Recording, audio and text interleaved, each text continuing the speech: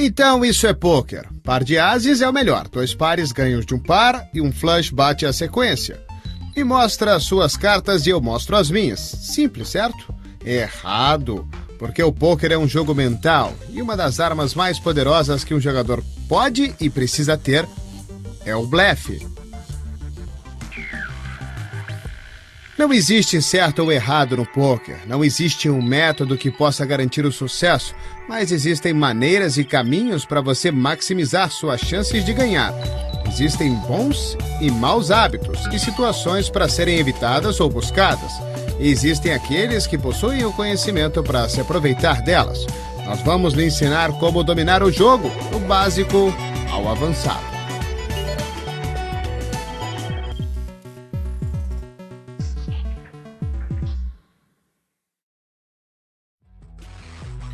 Nos primeiros programas já mostramos a mecânica do jogo, o valor das mãos iniciais e a posição. Agora é hora de um pouco de diversão. Nesse programa vamos analisar o bluff. Serão 2 tutoriais que mostram os bluffs e as continuation bets. Esse programa mostra o pôquer ao redor do planeta e hoje as ações acontecem em Las Vegas e na América do Sul. Vamos abrir nosso cofre para mostrar jogadas clássicas e criativas nas Bahamas. E vamos continuar nas Bahamas para falar de estratégia, com 4 pesos pesados do pôquer. Luca Pagano, Vanessa Russo, Liv Boeree e Chris Moneymaker. Escutem o bluff e a análise vai ser feita por Daniel Negreanu. Inácio Barbeiro revela o segredo de seu sucesso, revivendo suas 2 conquistas no Latin American Poker Tour. Mas primeiro, vamos começar o nosso tutorial.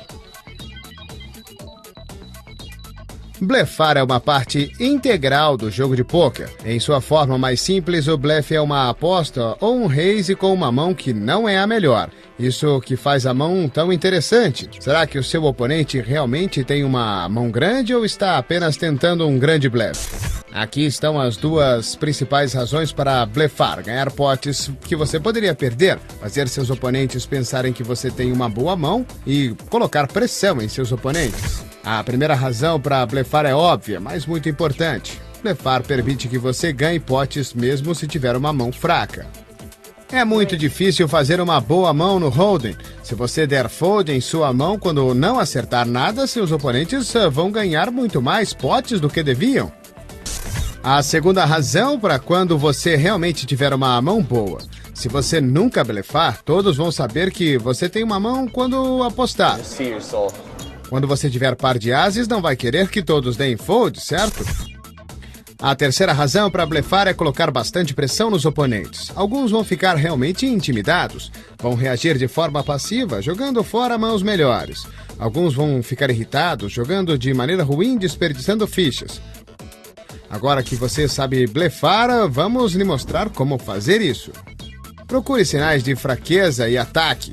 Não blefe contra muitos outros jogadores. Blefe para representar uma mão e jogue como se tivesse ela. Se o seu oponente é fraco, é muito mais fácil tirar ele da mão, então procure sinais de fraqueza e ataque quando eles forem encontrados. Você deve tentar blefar se for contra apenas um oponente por essa razão. Quais mais oponentes você tiver, mais provavelmente um deles vai ter uma boa mão. A última maneira de blefar é representar uma mão. Vamos observar aqui um exemplo. Você tem rei e dama e um oponente deu raise do UTG, então você pode assumir que ele tem uma boa mão. No flop 7, valete e dama, com 2 cartas de ouros que lhe dão a chance de 2 pontas para a sequência, seu oponente aposta e você dá call. O turn é o 4 de paus, ele aposta e você paga novamente, o river é o 6 de ouros. Você não acertou sua sequência, mas o river trouxe possibilidades de flush e sequência para a mesa. Seu oponente aposta novamente e agora é sua oportunidade. É muito improvável seu oponente ter uma sequência ou um flush, porque eles saíram apostando durante toda a mão. Eles provavelmente têm um par alto, talvez uma trinca. Agora você faz o re-raise grande, a não ser que eles tenham uma excelente leitura sobre você, não vão poder continuar, já que você representou um flush ou uma sequência. Não existem apenas grandes nomes nesse programa, são as pessoas comuns que fazem o pôquer ao redor do mundo. My name is Anne Lachlan. I'm in casino recruitment and training. I'm a mother and I play poker in my spare time. I train people to deal roulette, blackjack, poker, and then help them to find jobs in casinos. I first got into poker about 6 years ago. I was working in casinos and I actually wanted to learn to deal it, so I went along to a learn to play session at the Vic in London. I got into it. I think I won my second tournament, and from then on I was just hooked and I've played ever since. Antes de irmos além, aqui estão mais alguns termos do poker. Never call me. Don't play with me. Can't show aces every hand, because then when I raise the kings, you'll know I'm weak. On the flush draw. Trapped it. Just snap me off on jack high. Nice one.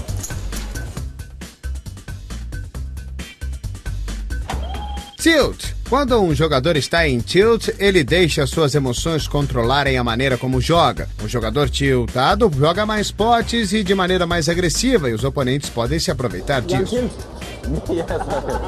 Nunca entrar em tilt é considerado uma parte importante para se tornar um profissional de pôquer. Fish. Fish é o peixe, e o termo dado ao jogador ruim, aquele tipo que você gosta de ter em suas mesas. Sick. No pôquer, o termo sick pode ter conotações positivas ou negativas. Pode ser traduzido basicamente como inacreditável. Por exemplo, essa mão foi sick. Everyone close their eyes, I can't pass. Oh! Turn card is the 7 of clubs. And the river is a 10. Mas se o jogador está tendo uma sick run, significa que ele não consegue parar de ganhar. Ou se ele der um sick call, foi um call fantástico. Float. Um float acontece quando um jogador decide dar call na aposta do oponente sem uma mão feita, simplesmente para blefar mais tarde na mão, como esse jogador que deu call na aposta do oponente com valete 6, sem pares, sem pedidas. Mais tarde na mão, quando seu oponente mostra fraqueza, ele aposta. E força o fold é uma jogada avançada que pode custar caro se der errado, e os iniciantes não devem fazer dela um hábito. Vamos para as Bahamas, onde um blefe incrível aconteceu quando apenas 2 jogadores continuam na disputa do PokerStars Caribbean Adventure 2010, poker de alta categoria.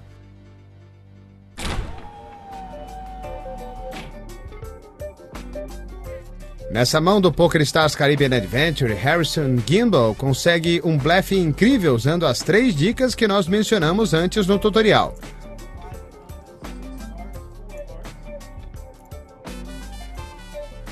Primeiro, ele está contra apenas um adversário, quando a chance de um blefe dar certo é melhor. Seu oponente Tyler Hyman fez a melhor mão possível, uma sequência, até que o river foi distribuído. É nesse ponto que Gimbel acha uma razão para blefar. Gimbel decide que o tamanho da aposta de Raymond representa fraqueza e decide usar a nossa dica número 3. All in, raise from Harrison. Ele representa uma mão, nesse caso um flush, e Hyman é obrigado a jogar suas cartas fora. Isso é o que nós chamamos de bluff. He folded 7-8. Um blefe incrível no PCA, esses jogadores mais jovens são muito perigosos. Então vamos lá para Las Vegas, agora onde o Daniel Negreno analisa um blefe no Big Game. O programa coloca um amador contra uma mesa repleta de profissionais. Qualquer lucro que o amador obtiver, ele pode levar para casa.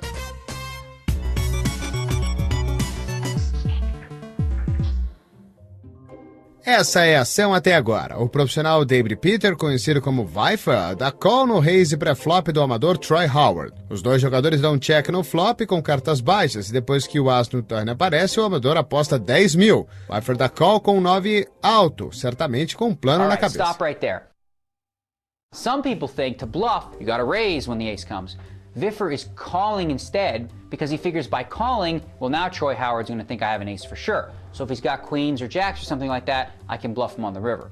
Not to mention, a straight's developing too. I mean, it's a small straight, but Viffer plays a lot of hands. You know, the ace 4, 5, if a 2 or 3 comes on the river, you know, maybe he could represent something there like he has a straight. And a 3 does hit the river.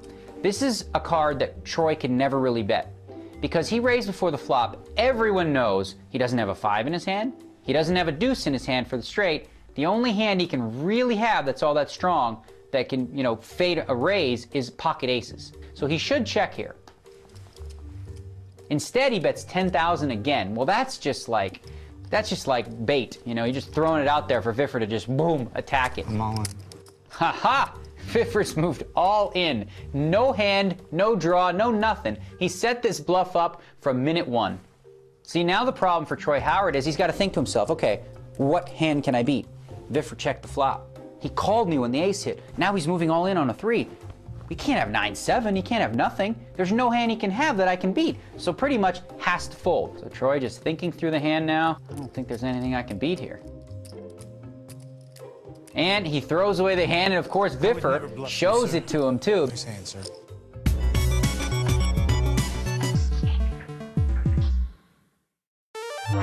Se você quiser assistir esse programa novamente ou recapitular episódios anteriores, visite o everythingpoker.com. É hora do intervalo, mas antes de ir, um teste. O poker é um jogo de informação seletiva, então quem está dizendo a verdade e quem está blefando? I once sang the national anthem in front of 3,000 people. As a teenager, I had 7 facial piercings. I can eat 15 hot dogs in one sitting. A resposta depois do intervalo. Okay.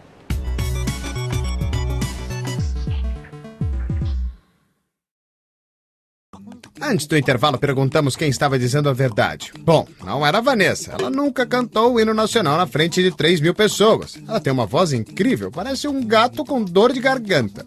Chris Moneymaker não pode comer 15 hot dogs de uma vez, mas David Williams já teve 7 piercings no rosto. Se bluff é a mentira, o continuation bet é aquela mentirinha de leve. O que é a continuation bet? Hora do nosso próximo tutorial. Uma forma de bluff utilizada com frequência nas mesas é a continuation bet ou c-bet. Ela é uma aposta de continuidade de uma estratégia pré-flop agressiva. Se um jogador apostou ou deu raise pré-flop, ele deve continuar apostando no pós-flop, tendo feito ou não a sua mão no flop. Se o jogador não fizer o c-bet, vai ficar muito óbvio para seus oponentes se eles fizeram ou não uma mão forte. Se você apostou pré-flop e depois dá check no flop, é um sinal de fraqueza. Os jogadores fazem as continuation bets, no entanto, ela não deve ser utilizada todas as vezes. Nós destacamos algumas regras importantes para você considerar um número menor de c-bet contra 3 ou mais oponentes. As razões são as mesmas em relação aos outros bluffs. Quanto mais oponentes você tiver, mais chances de alguém ter uma mão boa. Faça o c-bet menos vezes contra um oponente complicado.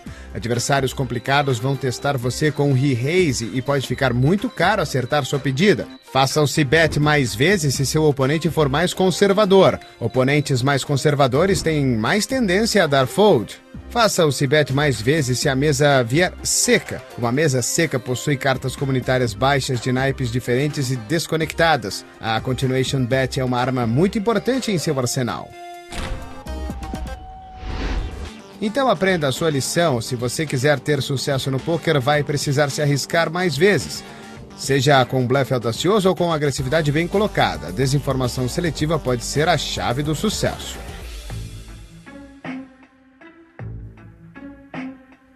Todos dão raise pré-flop de vez em quando, sem nada. Alguns fazem mais do que os outros. 70. Postura 8, revira 70.000. Mesmo que não funcione todas as vezes. 55. Sube a 55.000. Aviso aos iniciantes, se você der raise com 8 e 4, você não quer o call.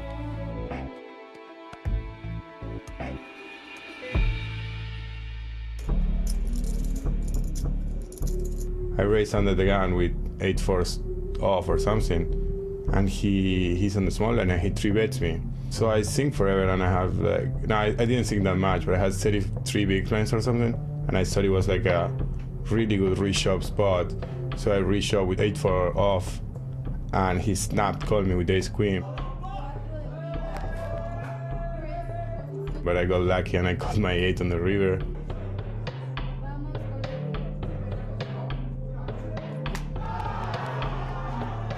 And that was pretty much it of the tournament. That was the key hand, because after that I was like really confident I was going to win. That was the hand. I was like, this is it. Em 2010, Nacho Barbero fez o bluff, quer dizer, os raises criativos se tornarem um negócio rentável. Capitalizando sua sorte, ele acabou ganhando uns $250 mil no Latin American Poker Tour em Lima, no Peru. Nada mal, principalmente se você considerar que ele havia vencido o evento anterior do LAPT em Punta del Este. Aí você começa a entender que ele não está abusando da sorte para conseguir seus momentos de glória no poker. Para deixar ainda mais claro, ninguém ganhou 2 torneios do LAPT na sequência e Nacho fez isso de maneira consecutiva. When I went to Lima, I wasn't thinking about winning too. I mean, every time you enter a tournament, obviously you're thinking about winning, but it's not like you're like planning on doing it. It's like, it's so tough. I mean, we were counting the odds and it was like really unlikely that it would happen 2 times in a row. But then when you're getting close and you start thinking, wow, maybe I win this. Não foram só as praias de Punta del Este que deixaram Nacho confortável. Não foi só o clima descontraído de Lima. Nacho estava com tudo e, como todos os jogadores de pôquer podem afirmar, você tem que aproveitar esses momentos. I think the confidence in a poker player is actually the most important thing. You know, you start feeling that things are going your way and you get the better reads of people, you get the best timing. Everything like just flows. It's not like you are forcing anything when things aren't going good. I always recommend you just like have to take it easy, don't play a lot. And whenever you have like the high confidence that you've been winning a lot, just try to go to every possible tournament and enter everything, play online, play live, play 24/7. Doesn't matter, just go with it because you're going to be doing good. Nacho é um cara tranquilo. É difícil imaginar que ele às vezes é um cara ultra agressivo no pré-flop que dá raise em todas as oportunidades. Mas o fato é que existe mais no jogo de Nacho do que a sua pura agressividade. Como todo mundo deveria, Nacho varia o seu jogo de acordo com a situação de seus oponentes. My style changes a lot. At the beginning of the tournament I'm really, really tight and try to spot the players that they have weakness or leaks. And then as the antes and the final table arrives, my style becomes like really, really aggressive. They don't want to mess around with me and I'm kind of crazy. Todo jogador precisa de um pouco de loucura, mas tenha cuidado para dar raise de 8 e 4 off. Nos próximos episódios do programa, vamos continuar I'm kind of crazy. Com os jogadores contando suas histórias. I'm just not going to be frightened here. E seus melhores momentos no poker. I remember it like it was yesterday. Então continue conosco. É hora da sessão Meu Jogo, onde as pessoas comuns satisfazem suas vontades no poker. Well, I play online about 3 or 4 evenings a week. Just a couple of sit and goes a night, often watching the TV at the same time, which is probably not a great idea. I play in my local pub. I deal and play. Sometimes I go out and also play live when I can, but obviously having a daughter, I can't do it as often as I would like to. I haven't had any major results. I've had lots of wins of 300, 400, 500. I think I won 1100 in playing in a cash game. Nothing major. I'm still waiting for a major win. Agora vamos à parte mais relaxante do nosso programa. Vamos saber mais sobre os jogadores que vão debater o tema de hoje, o blefe.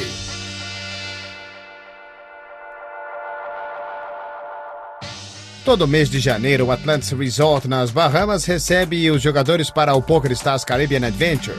A disputa é acirrada na sala de torneios, mas fora dela os jogadores têm uma oportunidade de relaxar. No bar da praia, com as ondas no fundo, 4 amigos têm a chance de analisar juntos os detalhes e o estilo de jogo de cada um. Liv Boré, ganhadora do EPT de San Remo e de mais de $1,5 milhão de dólares. Luca Pagano, jogador que conseguiu o maior número de premiações no EPT. Vanessa Russo, que já tem mais de $3 milhões em premiações nos torneios. E o inigualável Chris Moneymaker, campeão da World Series of Poker 2003.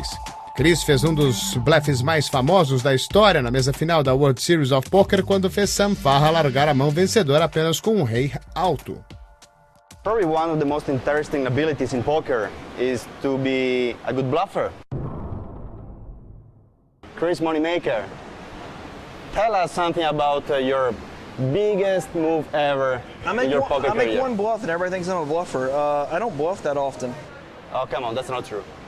Okay, that was a bluff. I don't. Now you're bluffing. I don't bluff as near as much. Keep his image going. Come on, can't ruin it. I really don't bluff as much as people think I do. I mean, you still have to bluff. I mean, you do. I've got a very. Look at this face. How could you not believe this face? How much important is for you to It's a pretty decent size part of my game because I've become a lot more aware of image.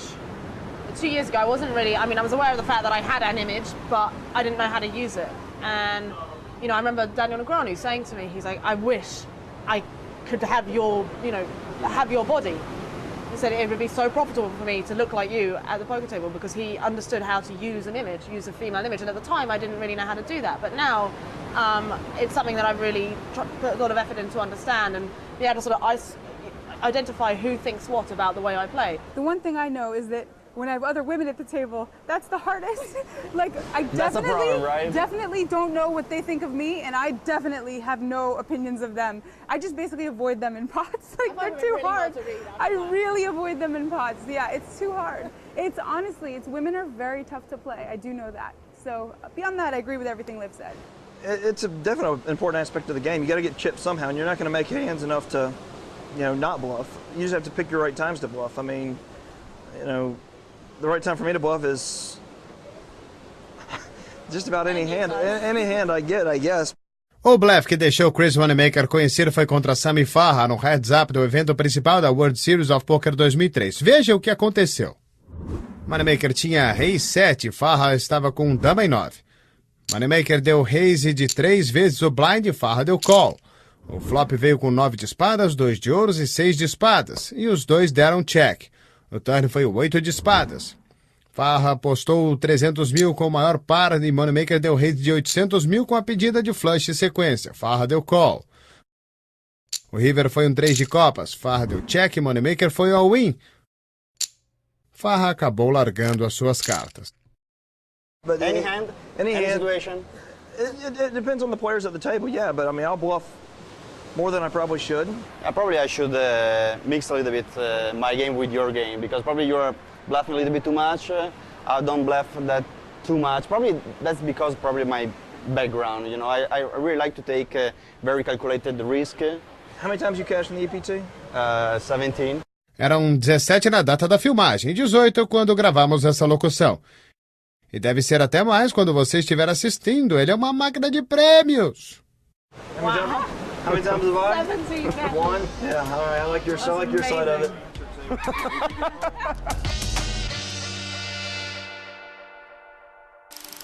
É hora mais uma vez da sessão Meu Jogo. Obviously, I'd love to win the World Series or even cash in the World Series. That would be fantastic. I'd love to do what Liv Boerre's done and take down an EPT. Fantastic. It would be really good to win a major tournament at some stage in my life. I would absolutely love to play poker for a living. Probably when my daughter goes off to university in a couple of years and I will be a free agent, I think I will probably get out on the tournament circuit and play a lot more. I would definitely like to win a major tournament. Wouldn't we all? Saiba o que teremos já já. Vamos analisar o torneio de pôquer e examinar como ele funciona e dar conselhos para você se dar bem. Você vai saber exatamente como é ganhar um torneio e vai aprender tudo sobre os torneios que estão disponíveis. Mas antes de ir embora, um aviso. Os bluffs nem sempre funcionam. Ai, até já, hein?